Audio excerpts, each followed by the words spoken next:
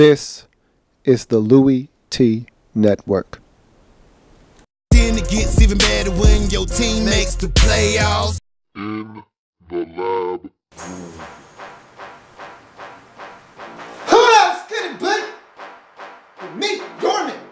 Louie Tee, welcome. You are in the lab room. Of course, I'm your host, Lou. Thank you for joining me. AFC Championship game. Denver Broncos at home, the #1 seed taking on the #2 seeded New England Patriots. Brady Manning, last chapter, the final chapter, as I called it, going into the game. And I told you, we can sit here and talk about the X's and O's. What are the Broncos going to do with Edelman and Gronk? Look, forget about all of that. At the end of the day, I told you this game was going to come down to Brady and that Patriots offense versus Denver and that Denver Broncos vaunted defense. And if the Broncos went out defensively, they're going to win this football game. If the Patriots could move the football, keep Brady upright, and make him comfortable, a la last week versus Kansas City, they're going to win the football game. It was really simple for me. And we talk about these legendary quarterbacks, and we had two of the best in the game's history squaring off in this football game, but you cannot have good quarterback play without the five guys up front protecting. And you saw that the best we've ever seen do it in Tom Brady looked very minuscule today because he was not protected. I haven't seen Brady hit that many times in one football game since the massacre on Monday night against the Kansas City Chiefs last season on a Monday night. It was bad that night. It was probably worse in this game. Brady was harassed in ways I haven't seen him harassed probably ever. I mean, again, go back to that Kansas City Chiefs tape and you'll see he got hit a lot that night as well, but he got destroyed in this game. And he was just throwing some loft jobs up late in this ball game. We'll talk about that later on. Let's jump into the breakdown, however, though. Denver marches down, and it's unusual for Bill Belichick to win the toss. They won it. He declined and took the football first, which is usually something that he goes against. He normally likes to defer to the second half, get that last possession of the first half, couple it with the first possession of the second half. Well, he didn't do that. He wanted to kind of take control of this ball game, go down the field, get us some points. And nobody's been better in the league at scoring on opening possession of games than the Patriots, where they got shut down 3-and-out on the first possession. And you saw pretty much what was going to be the theme of the day: pressure on Brady, making him uncomfortable and having him miss the mark on that first possession. They punt, and the Broncos get the football. They move it right down the field. A couple of nice completions by Peyton Manning, a couple of runs sprinkled in there, and they move it down the field, and Peyton Manning finds Owen Daniels streaking down the middle of the field for a 21-yard touchdown, and just like that, it's 7-0, and you're saying, wow, if this offense can do this with regularity today, this is going to be a blowout. And that's my mind. That's what I'm thinking. I said, there's no way that Peyton Manning and this offense is going to be this efficient moving forward. I just thought that was some, opening script. The first 15 plays that you draw, you specifically look to take advantage of some opportunities, and I thought they did a really good job of scripting the first 15, getting down the field, getting in the end zone, 7-0 Denver Broncos. 2:24 remaining in the first quarter. I thought this was a turning point in the game because Denver was in control defensively. They were dominating the football game. Ronnie Hillman has a pass thrown to him. It's a lateral. You can see it on television.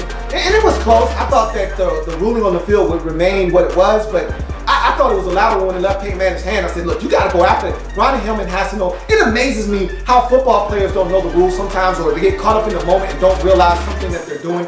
You got to go after that football, and you got to know the rules of the game. If you think that this could remotely be a possibility of a lateral, you got to go after that. After you don't, you should have caught it first and foremost. Saw the defender in front of him, short arm the football, drop it. Got to go after that to make sure that it's not a fumble.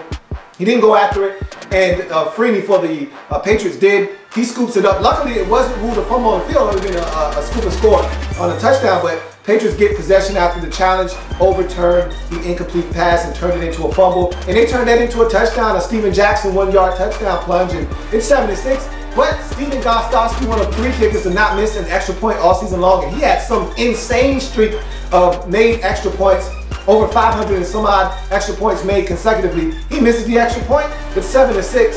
And I knew that extra point was going to come in handy down the road. We'll talk about that a little bit later on, but 7-6, and I've talked about this in the breakdown for the preview of this game. Look, don't get in the way. If you're the Denver Broncos offense, just stay out of the way of this defense, and they'll do the rest. If you get in the way and you start turning the football over and you give up short fields, it's going to be hard for them to do their jobs effectively. If you play the type of special teams you played last week against Pittsburgh, which they did in this football game, we'll talk about that in the second half, and You just don't turn it over like you didn't do last week against Pittsburgh. You're going to have a great opportunity to win this football game. This defense in Denver is that good. You go to the second quarter, Brady picked off by Von Miller. It's a beautiful play by Von Miller, who had gotten pressure on Brady the play before. He looks like he's rushing. He drops underneath Gronk after jamming him. Brady never sees him, comes underneath the pass, picks it off. Could have scored if he would kept his feet, but he fell down. Doesn't matter. A couple plays later, Manning actually misses an open receiver in the end zone.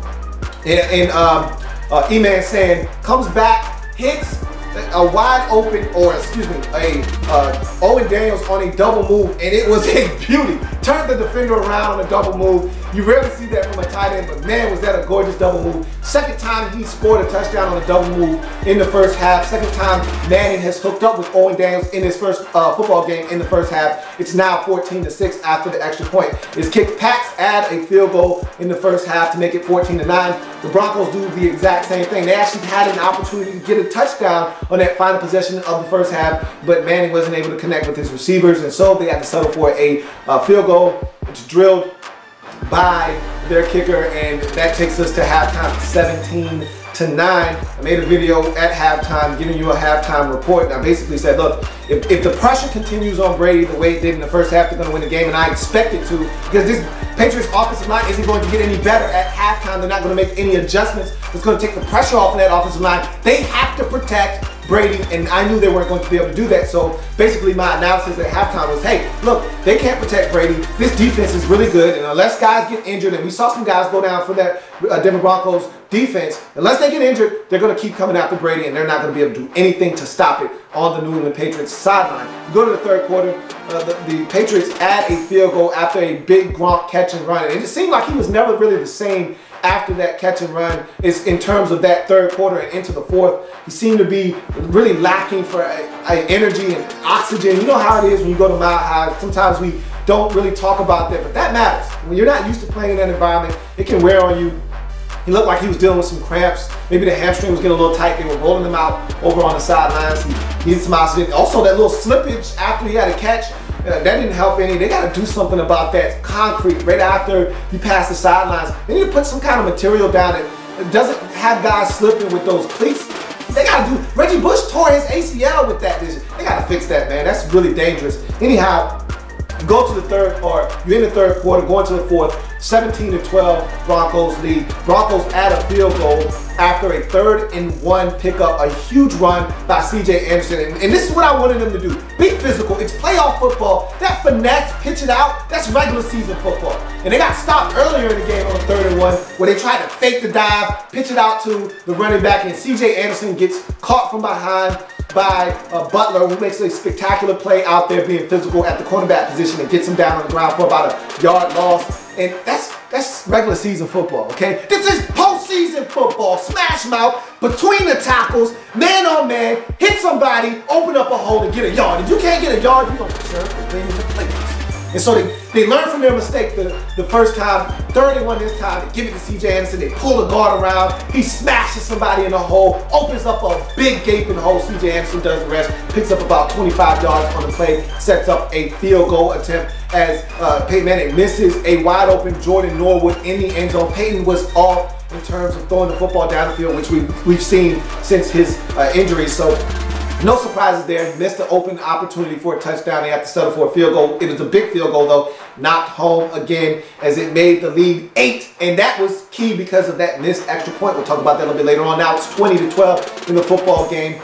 Broncos with a huge 4th-and-1 stop with 6 minutes left to turn the Patriots away after they had gotten inside the Denver Broncos 20-yard line. And that's a huge stop. And I don't blame them for going for it because, again, they have been stopped all day long. No really guarantee if you're getting back down there or not. You're still down 5 points, needing a touchdown if you kick this field goal. So it really doesn't do you much of any good if you make this field goal. So you might as well go for it on 4th-and-1. Not able to get it.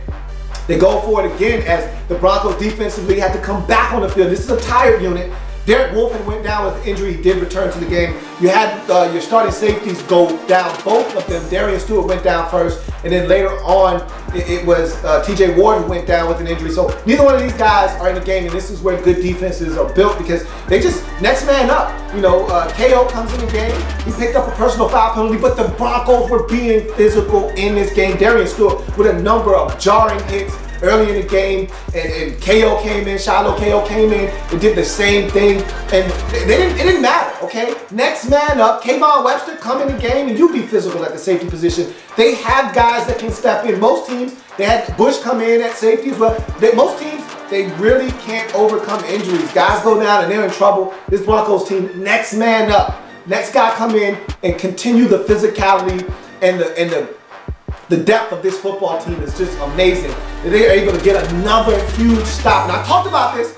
Remember, go back, check the footage. I said this game is going to come down to a big stop by the Denver Broncos defense, and that's going to win them this football game. Well, they got another huge stop with 2:18 left on the clock, 4th and 6. And they actually tried to quarterback sneak it on 3rd and 1. This Broncos defense was ready. They had seen it a number of times, and DeMarcus Ware gets away with a face mask. Doesn't matter. They called false start on Marcus Cannon, moves them back 5 yards. They can't complete a pass on 3rd and 6. And I said on 4th and 6, Brady is going to look for the back out of the backfield. They motioned him from all the way out wide, split out as a receiver, back into the backfield. I said they're looking for this receiver out of the backfield. They're looking for the running back. And they chipped him at the line. That gave Brady a little bit of a heightened sense of, my first read isn't there. He starts panicking, backing up. The pressure's coming. He throws it up for grabs, incomplete. Broncos get the football back, but they weren't able to get any first downs. They actually tried a deep shot on 3rd down, which I didn't have a problem with because the 2-minute warning was right there. You're going to give them back the football anyway unless you get a first down, so I didn't have a problem with the shot down the field. It's incomplete, almost picked off by Malcolm Butler with great coverage on the play. And so they got to punt the football. Brady gets one more opportunity, and I actually thought it was a great return by Edelman on the punt return because they had to take Amendola off because he had sustained an injury, and so they took him off the punt return. And Edelman actually got a really good return to midfield. So Brady and company in business. First couple of plays, DeMarcus Ware wreaking havoc. Just as the Denver Broncos defensively had done all day long, they were coming after Tom Brady and really harassing him. And so it's 4th down and long. It looks like the game's about to be over. And Brady throws up a prayer to Gronkowski, who is streaking through double coverage. And I think this was a situation where the safety comes up. He's protecting for the dig route on the inside breaking route. And I think Chris Harris Jr. was thinking, hey, I got him underneath. You just make sure you stay on top of him. And the safety came inside to take away anything in breaking and allowed Gronk to split both of them. And I think he was expecting over-the-top help instead of inside help. Either way, perfect throw by Brady, even though he was under duress on the play, as he was all game long. Drops it right in the bucket. Who took Gronkowski, who is streaking down the field, picks up a huge gain on 4th and 10. It looked like the game was about to be over. Instead, they're in business inside the Denver Broncos 20-yard line. And so you get another fresh set of downs. They throw a little hitch to Edelman. He picks up about 6 yards, sets up a 3rd and 4 situation. And you're thinking, man, this could be it. And they get to Brady. And they for like the 3rd or 4th time on this particular possession, the final possession for the Patriots, they had Brady in the grasp, and he somehow gets the football out of his hands to avoid a sack. As Ware was there again, Von Miller there again. Both guys had outstanding games. So did Jackson. So did Derek Wolfe. Even Darwin Walker had a sack in this game. I mean, those guys, or excuse me, Vance Walker, those guys were really, really going after Brady and making it a tough day for him. 4th down, it seems like they got him. Brady is backtracking. He's got pressure in front of him. The pocket's collapsing like it had done all day long. He just throws this one up for grabs. Somehow, someway, Gronk, first and foremost, doesn't step out of bounds in the back of the end zone. I'm saying to myself, he had to step out of bounds. No way he was able to tiptoe down. And he makes a gorgeous play to not only not step out of bounds, but to come back and catch the football, being checked by 2 Denver Broncos. And Brady just threw that one up with a hope and a prayer. And it was answered as Gronk got the touchdown. I had just got off the phone with my buddy right before the 2-minute warning. He said, how does this one end? I said, look, doesn't matter whether they score or not. That extra point that he missed earlier in the game, talking about Stephen Gostkowski, that's going to cost them. They're going to have to go for 2, and that's when they're not going to get it, even if they get in the end zone, which at that time I wasn't sure that they were going to get in. But I said, even if they do get in, Gostkowski's miss going to cost him because he's going to have to go for 2, and that's when this Denver Broncos defense is going to stand up and make sure that they don't get it. And sure enough, this game came down to a 2-point conversion. Brady drops back. He doesn't see anybody. Pocket collapsing. And throws it up and grabs. It gets deflected. Bradley Roby picks it up. He should have just got down after that. He fumbles the ball, but it doesn't matter. So no consequence. The Denver Broncos now just need to recover an onside kick. We've seen strange things happen in championship games. Go back to last year, NFC championship game, Seattle, Green Bay. A simple recovery of an onside kick by the Packers sends them to the Super Bowl. They don't get it. Seattle does. They end up winning that football game in overtime. So we've seen stranger things happen.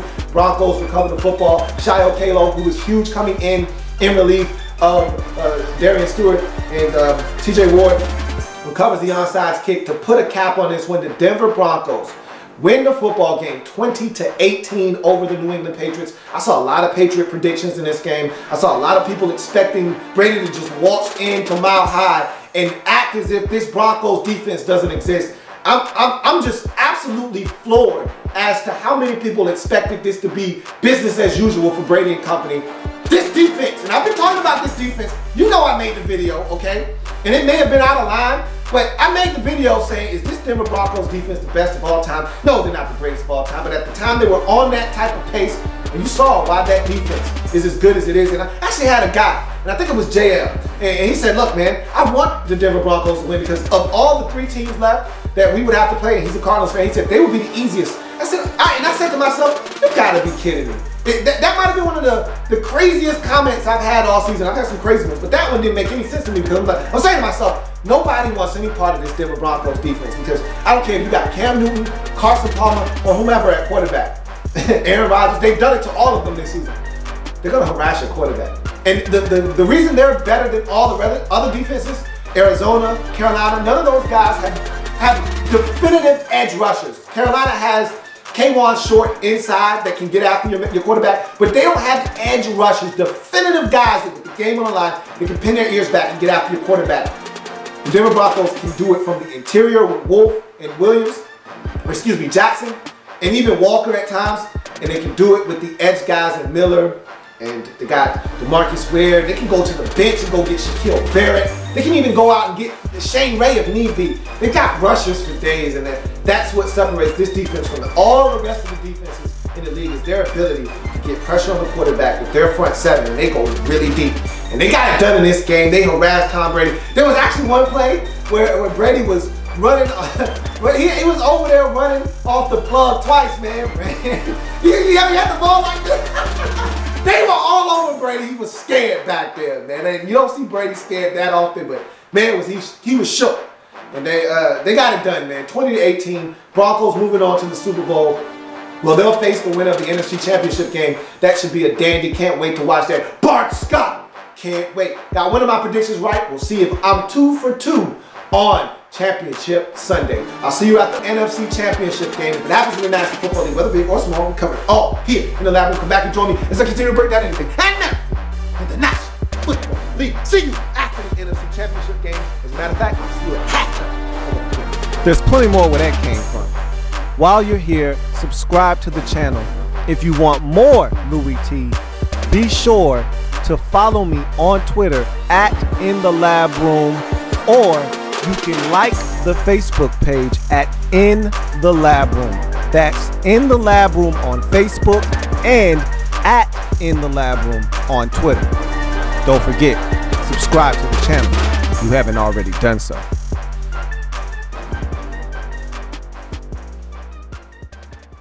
Then it gets even better when your team makes the playoffs.